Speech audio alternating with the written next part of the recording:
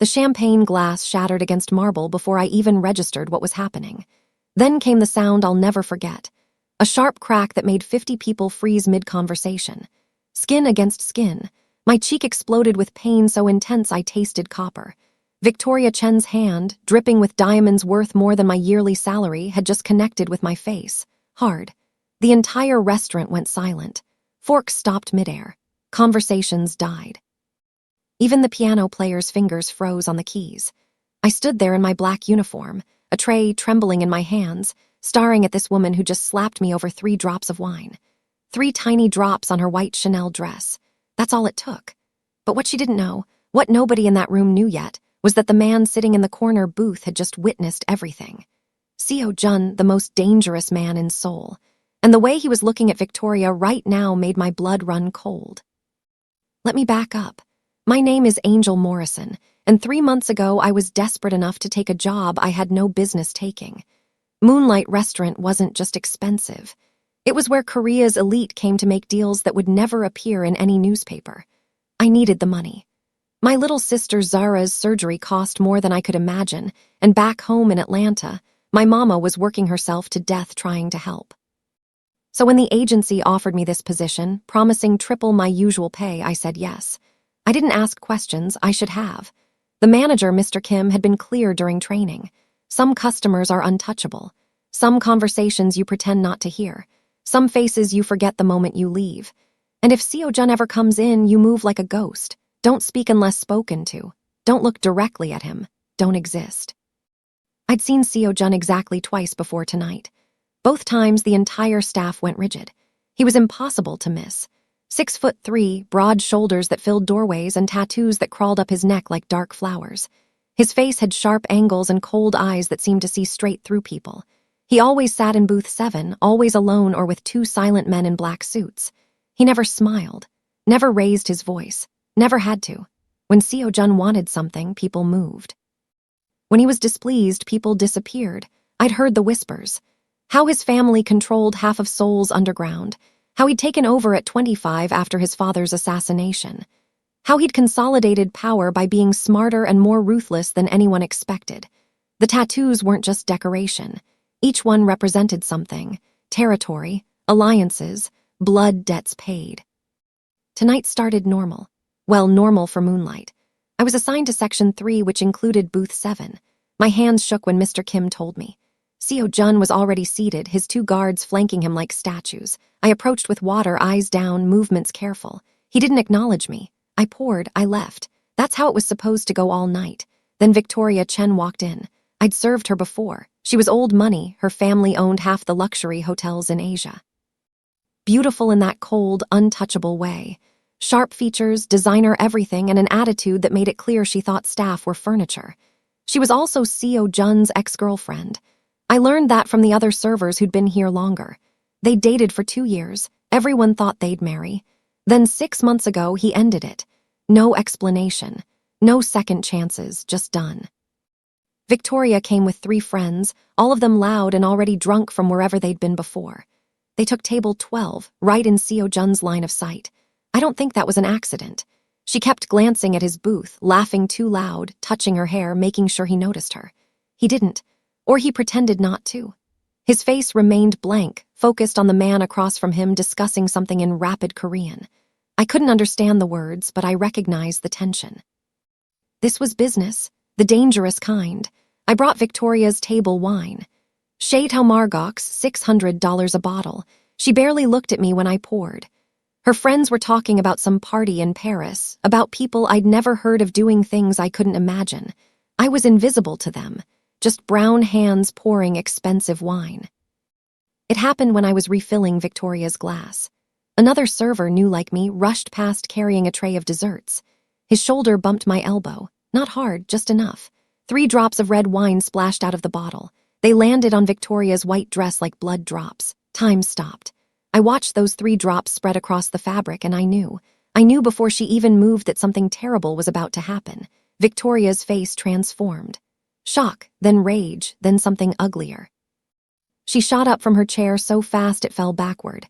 The crash echoed through the restaurant. Every eye turned toward us, including Seo Jun's. I saw him shift in my peripheral vision, his attention finally caught. "You stupid, clumsy cow," Victoria shrieked. Her voice was shrill, breaking. "Do you have any idea what this dress costs?" I immediately grabbed a napkin. My training kicked in. Apologize, fix it, make the customer happy. "I'm so sorry, ma'am, please let me help clean." "Don't touch me." She yanked away like I was diseased. Her friends had gone quiet. The entire restaurant was watching now. I could feel 50 pairs of eyes on us. "This is Chanel, do you understand, Chanel? It costs more than you'll make in a year." Her voice got louder with each word. "I'm truly sorry, it was an accident." "Please, if you'll allow me to." That's when I saw her hand coming.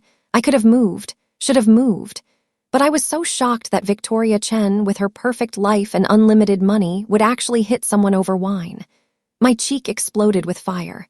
The sound cracked through the room like a gunshot. My head snapped to the side. I bit my lip, tasted blood. For a moment, I just stood there. The tray in my hands felt like it weighed 1,000 pounds. My face was burning. My eyes were stinging, but I refused to let tears fall. Not here. Not in front of these people. Not in front of her. Something my grandmother used to say came back to me. When somebody tries to make you small, you stand tall. You look them in the eye and you show them they can't break you. So that's what I did. I slowly straightened up. I set the tray down on the table with steady hands. I looked directly at Victoria Chen and I said quietly, "Are you finished?" Her mouth fell open. She'd expected tears, expected begging, expected me to crumble. The confusion on her face would have been funny if my cheek wasn't throbbing. "What did you just say to me?" Her voice was dangerous now. "I asked if you're finished." I kept my voice calm, even. "Because if you are, I'll get the manager and we can discuss how to handle your dress." Victoria's face went red. "You little, is there a problem here?" The voice cut through the tension like a knife. Deep, controlled, absolutely commanding. Everyone froze. I turned and my heart stopped. Seo Jun was standing right behind me. Up close, he was even more intimidating. He towered over both of us, his presence filling the space. The tattoos on his neck were intricate, beautiful, and terrifying. His eyes, dark and unreadable, weren't on me. They were locked in Victoria, and the look on his face made my skin prickle. I'd never seen someone look so calm and so dangerous at the same time. Victoria's anger faltered. You could see her brain recalculating. "Jun, this waitress just ruined my dress, she." I saw what happened. His voice was quiet, but somehow everyone in the restaurant heard it. "You struck my employee." "Your employee?" Victoria's voice pitched higher. "She spilled wine on me. This dress is Chanel. It's ruined. It's 3 drops." Seo Jun stepped closer to Victoria, not threatening exactly, but his size alone made it feel that way. "I watched the entire thing. Another server bumped her. It was an accident, and your response was to assault her in my establishment." The words hung in the air. My establishment. I hadn't known Seo Jun owned Moonlight. Nobody had told me that. Victoria's face went from red to white. "I didn't assault anyone. You struck her hard enough that the sound carried across the room." His eyes never left Victoria's face. "In front of 50 witnesses. Jun, please, you know me. You know I wouldn't." "I knew you." Past tense.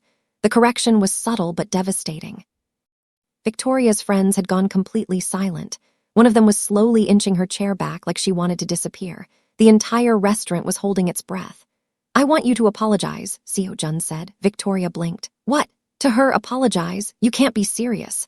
Victoria looked around like someone might support her. Nobody did. "I'm not apologizing for the help. She ruined my dress. If anything, she should. Her name is Angel Morrison." Seo Jun's voice dropped even lower. How did he know my name? "She's been working here for 3 months. She's never had a single complaint. She sends money home to Atlanta every week for her sister's medical bills. She works double shifts without complaint. And tonight, you humiliated her in public because of an accident. So yes, Victoria, you will apologize." My heart was hammering so hard I thought everyone could hear it.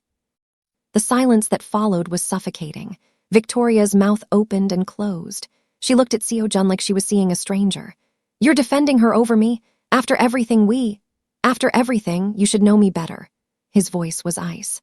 "I don't tolerate disrespect in my establishments. I don't tolerate violence against people who can't defend themselves. And I certainly don't tolerate it from someone who knows better." He turned slightly, addressing the entire restaurant without raising his voice. "Everyone here saw what happened. Ms. Chen assaulted my employee without provocation. That's unacceptable." Then he looked at his 2 guards. They stepped forward immediately. Please escort Ms. Chen and her party out. They're no longer welcome at Moonlight or any of my other establishments. Victoria's face went from white to red to white again. You're banning me? Permanently. The word fell like an axe. No, Jun, please. I made a mistake. I'm sorry. I'll apologize right now. Had your chance. Seo Jun stepped back, creating distance. You chose to escalate instead. That choice has consequences. The guards moved in, not touching Victoria but making it clear she needed to leave. Her friends scrambled up, grabbing purses, avoiding eye contact. Victoria looked at me with pure hatred. This isn't over, little waitress. You have no idea what you've just done. I haven't done anything, I said quietly. You did this to yourself. Seo Jun's hand came up just slightly. A small gesture, but it made Victoria flinch. If you threaten her again, he said, his voice barely above a whisper, you'll discover exactly how much power you don't have. Now leave. Victoria left. Her friends practically ran after her. The guards followed at a distance. The restaurant stayed frozen for another few seconds. Then, slowly, conversations started again. Forks moved. The piano player resumed.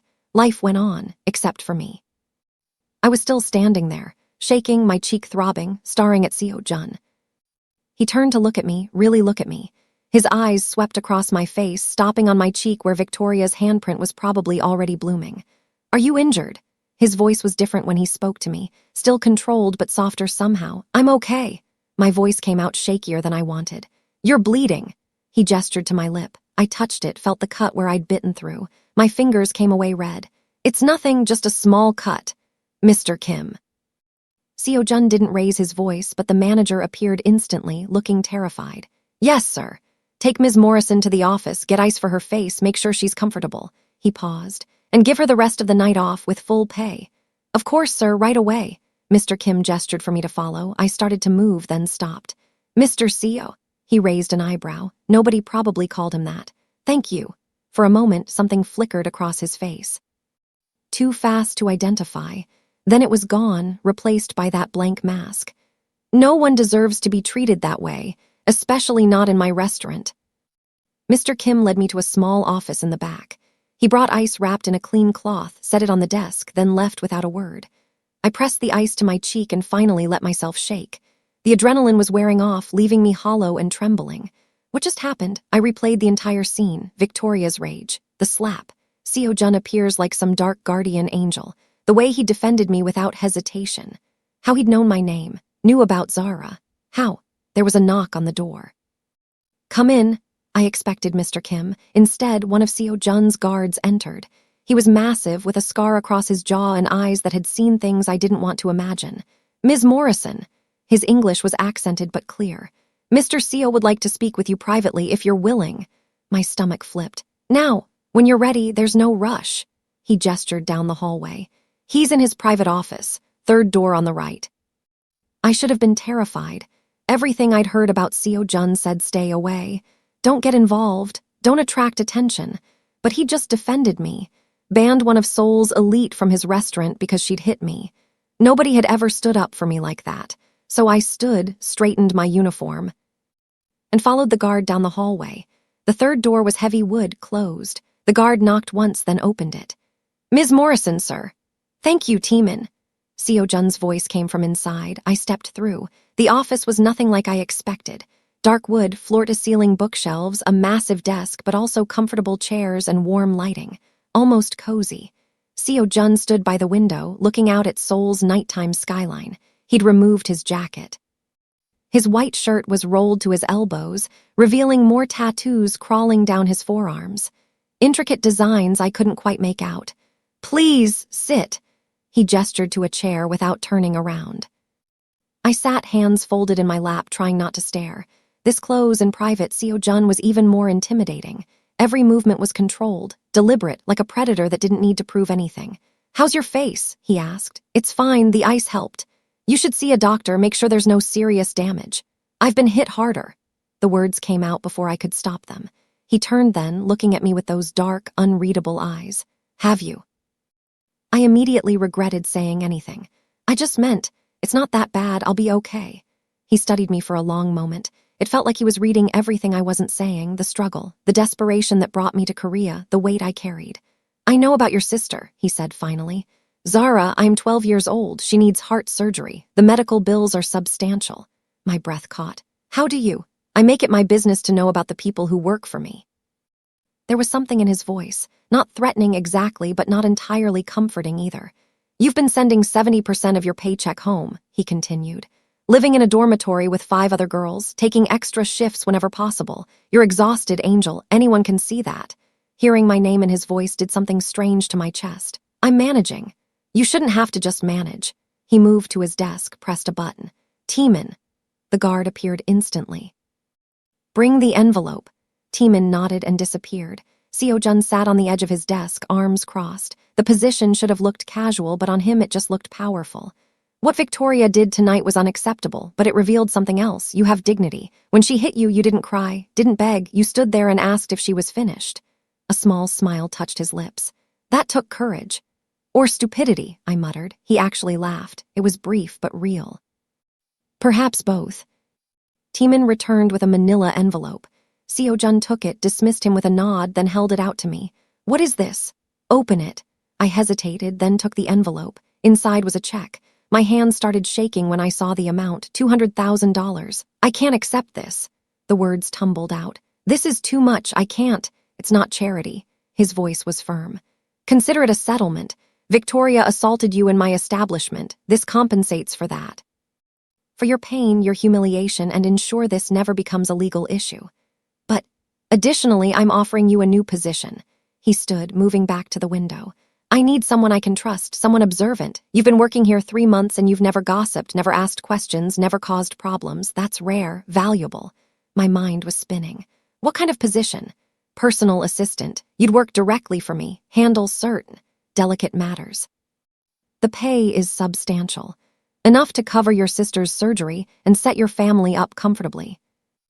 I stared at him, at this man who controlled Seoul's underworld, who just handed me enough money to save Zara, who was offering me a job that would change everything. Why? The question came out as a whisper.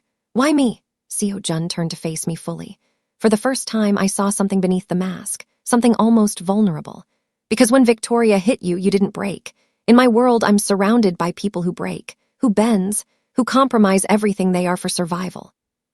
He stepped closer. You stood there bleeding and maintained your dignity. That's rare. I need people around me who won't break, who won't compromise who they are, even when it costs them.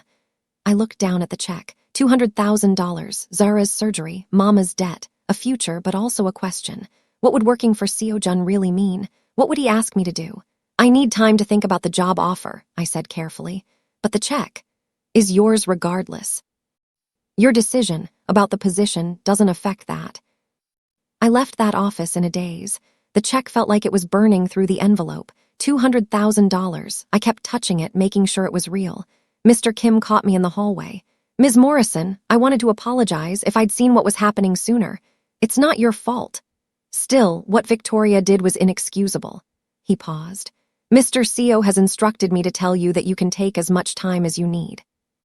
Your position here is secure, whether you accept his other offer or not. News traveled fast. I went back to the dormitory that night, unable to sleep. My roommates were already asleep, so I sat by the window, looking out at Seoul's lights, holding that check. I could save Zara, could give Mama a real retirement, could stop struggling every single day. But Seo-jun's world wasn't mine. It was dangerous, dark. People who worked for him did things that kept them up at night. Could I live with that? 3 days later, Victoria made her move. I was walking home from the market when a black car pulled up beside me. The window rolled down. Victoria sat in the back, sunglasses on despite the evening light. Get in. I don't think so. I kept walking. The car rolled along beside me. I'm trying to apologize. You had your chance at the restaurant. I was drunk, emotional. You don't understand what it's like to lose someone like Jun. I stopped walking. So you took it out on me. I made a mistake. She removed her sunglasses. Her eyes were cold.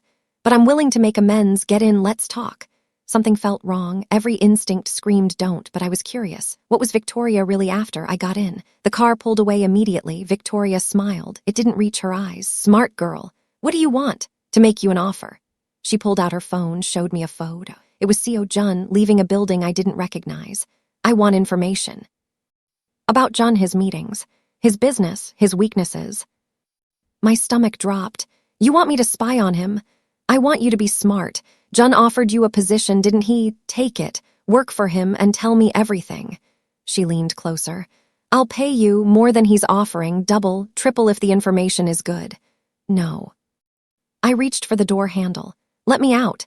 Think about your sister, think about what that money could do." I said no. "You're making a mistake." Victoria's voice turned cold. "Jun isn't what he seems, he's dangerous. He'll use you and throw you away like he did me. At least with me you get something out of it." "Stop the car." The driver didn't move. Victoria smiled. "See, you're already in over your head. Jun owns people, control them. You think he defended you out of kindness. He's playing a game you don't understand." "I understand enough." I met her eyes. "I understand you're bitter and angry and trying to use me. Let me out of this car right now, or I'll start screaming." Victoria stared at me for a long moment. Then she laughed, cold and sharp. "Fine, but when Jun shows you who he really is, when he hurts you and throws you away, don't say I didn't warn you." The car stopped. I got out, legs shaking. Victoria's window rolled down one last time. "You chose the wrong little waitress, and that choice is going to destroy you." The car sped off. I stood on the sidewalk, heart pounding, replaying the entire conversation. Victoria was desperate. That made her dangerous. I pulled out my phone and did something I hadn't planned to do. I called the number Seo Jun had given me. He answered on the first ring. "Angel." "Victoria just tried to recruit me. She wants me to spy on you." Silence. "Then where are you?" I told him. "Stay there. I'm sending team in. We need to talk." 20 minutes later, I was back in Seo Jun's office. This time, he wasn't calm.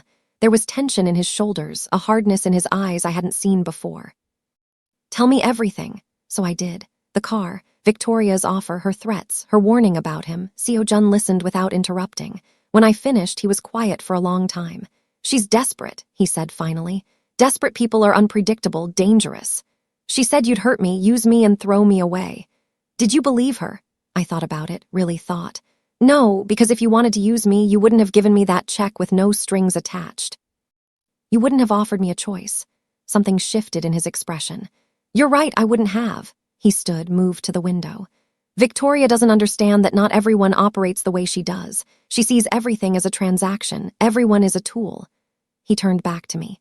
"I meant what I said, Angel. The offer stands. Work for me or don't. The check is yours either way. But know this, if you work for me, I will protect you. Victoria will try again. She won't stop until she gets what she wants or I stop her."